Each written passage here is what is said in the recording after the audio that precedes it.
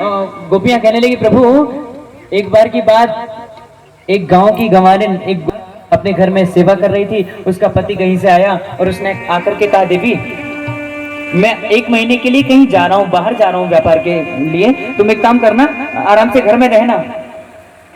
पत्नी ने कहा, प्रभु आप तो बाहर जा रहे हो 1 महीने के लिए, लेकिन मैं तो गांव की गंवारिन हूँ, मुझे तो पता नहीं ये 1 महीना कब पूरा होता है, और आप आओगे तो मैं तब तक जैसे रोज आपकी सेवा करती हूँ, मैं 1 महीने किसकी सेवा करूंगी।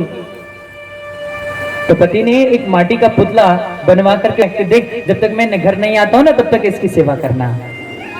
और जाने से पहले महाराज एक दीवार पर एक कोयले से 30 लाइनें खींच गया। बोले, देवी जैसे एक दिन ढल जाए, एक रात बीत जाए, तो बस एक लाइन को काट देना, तो जितनी लाइनें बचेंगी उतने दिन में मैं वापस आ जाऊंगा।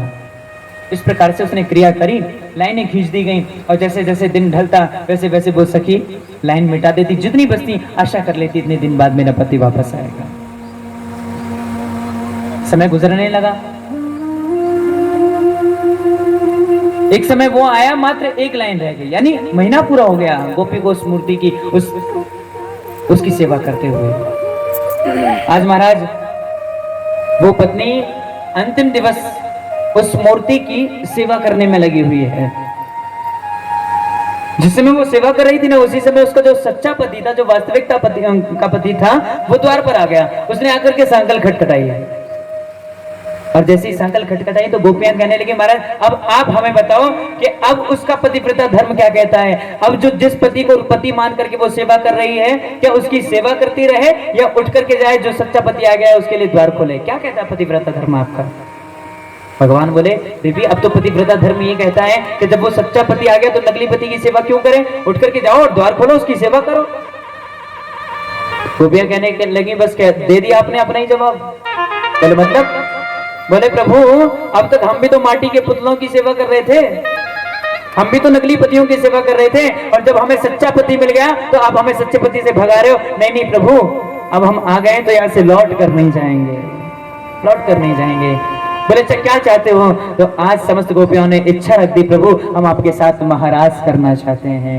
और आज उस शरद पूर्णिमा की रात में उस यमुना के पवन पुलिन पर चांदनी रात है, बड़ी सुंदर मनमोहक छवि है, बड़ी सुंदर प्रकृति का आज रूप है, मानो आज नव यौवन उसने धारण किया हुआ है। आज महाराज उन समस्त ब्रजमंडल की गोपियों ने भगवान के साथ महाराज करना प्रारंभ कर दिया। दो माधव, दो गोपी बीच बीच माधव, माने 2 गोपियों का स्वरूप है, 2 गोपियां हैं और बीच में ठाकुर जी ने एक नया अवतार ले लिया। जितनी गोपी है उतना आज ठाकुर बन गया है। और तो और ऐसा सुंदर महाराज हुआ कि कैलाश पर्वत पर भगवान भोलेनाथ पर भी सवार नहीं हुआ, वो भी आज कैलाश पर्वत से उस महाराज का दर्शन करने के लिए बना रहे। आओ हम और आप सब मिलकर के आज उस महाराज का दर्शन करने के लिए चलें। भोले भंडारी बन के ब्रज की नारी वृंदावन आ गए हैं, वृंदावन आ गए हैं। पार्वती जी मना के हारी ना माने पुरानी, वृंदावन आ गए हैं, वृंदावन आ गए हैं। जितना भोले भंडारी बन के ब्रज की नारी वृंदावन आ गए हैं, वृंदावन आ गए हैं।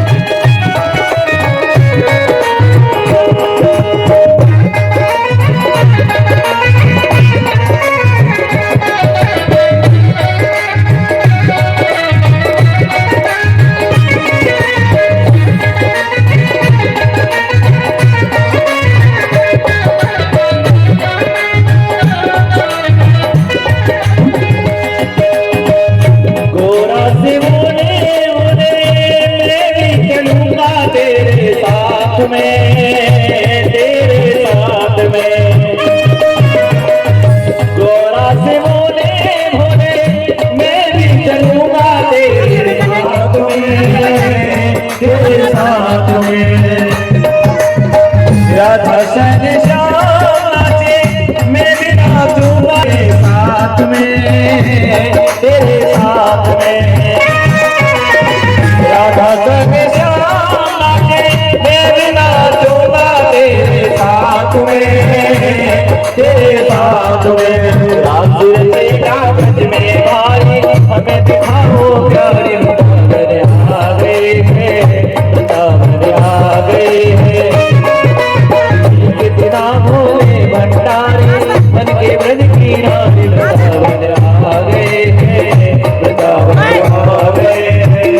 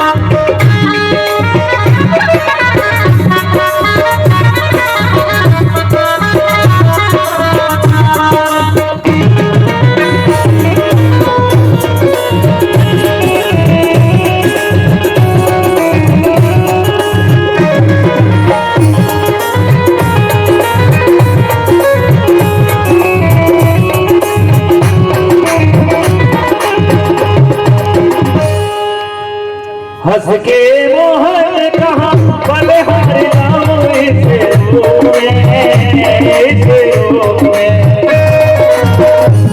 के मोहन कहा